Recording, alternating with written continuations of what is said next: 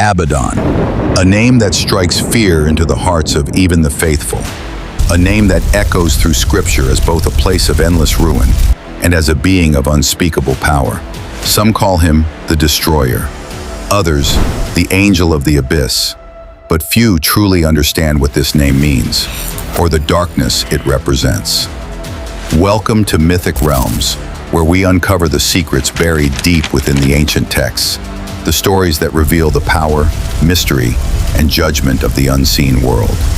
Today, we descend into the shadow, into the abyss itself, to uncover the truth behind Abaddon, the angel of destruction. The word Abaddon comes from the Hebrew root avad, meaning to perish or to be lost. It first appeared in the ancient scriptures not as a being, but as a realm, a place where all things end, where life fades into silence. Abaddon was a name for the bottomless pit, the place beyond the reach of the living, a domain tied closely to Sheol, the shadowy underworld of the dead. But as the pages of history turned, that word began to shift. What was once a place became a power. What was once the pit became its ruler. To trace this transformation, we begin with one of the oldest and most haunting books of all, the book of Job. Job was a man described as righteous, blameless before God, blessed with a large family, great wealth, and peace. But in the heavens above, a challenge was spoken. The adversary, known in Hebrew as Ha-Satan, questioned Job's faith, claiming his devotion only existed because of his comfort and blessings. To prove the truth, God allowed the adversary to test him, to strip away everything he had. In an instant, Job lost his children, his fortune, and his health. Sitting in ashes, covered in sores, he still refused to curse the Lord. He said, "The Lord gives, and the Lord takes away.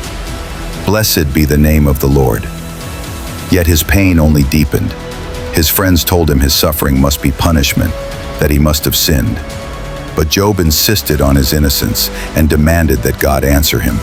And then, from the heart of a whirlwind, God spoke, not with an answer, but with revelation. He spoke of the foundations of the earth, of the constellations, and of creatures beyond imagination. Behemoth and Leviathan, embodiments of power and chaos that no man could tame. Through these words, God revealed that his wisdom and power stretched far beyond human comprehension. It's here, in Job chapter 26, that we first hear the name Abaddon. Sheol is naked before him, and Abaddon has no covering. Job 26:6.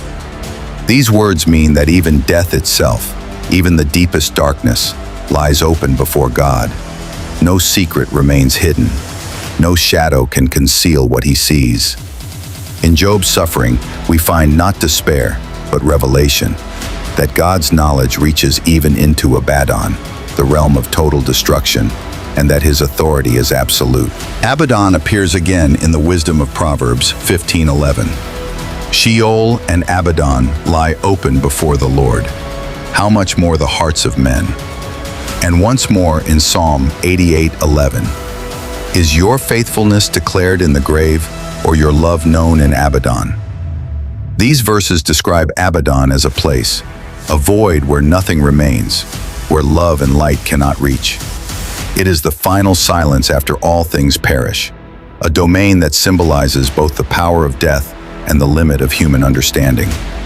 But this image changes completely in the final book of the Bible, the Revelation of John. Here, Abaddon becomes not a place, but a presence. The destroyer awakens. In the vision of Revelation, 7 trumpets are sounded, each unleashing catastrophe upon the world.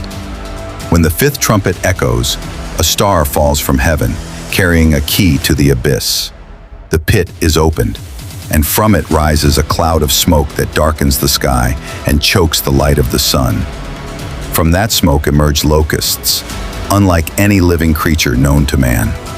Their faces are human, their teeth like lions, their wings roar like thunder. They wear crowns like gold and armor like iron, and their tails sting like scorpions. They do not come to kill, but to torment. For 5 months they bring agony to those who do not bear the seal of God. And over them, they had as king over them the angel of the bottomless pit, whose name in Hebrew is Abaddon, and in Greek, Apollyon. Revelation 9:11.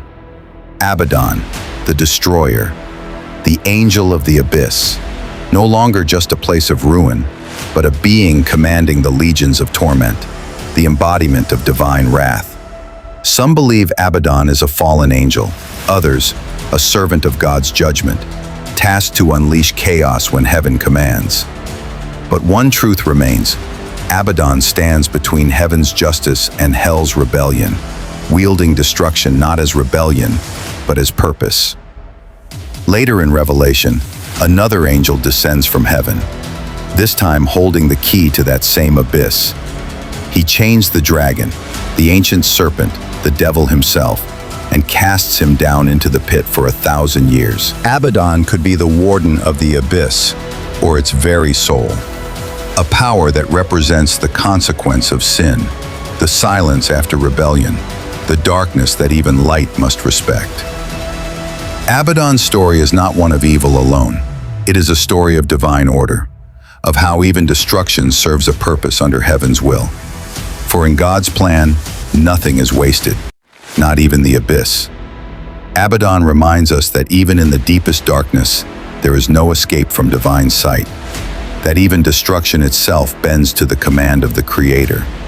So the next time you hear the name Abaddon, remember, it is not just the name of the destroyer, it is the name of the abyss, the name of the angel who rules it, and the reflection of a truth far greater than man can understand. This is Mythic Realms, where the mysteries of heaven, hell, and everything between are brought to light.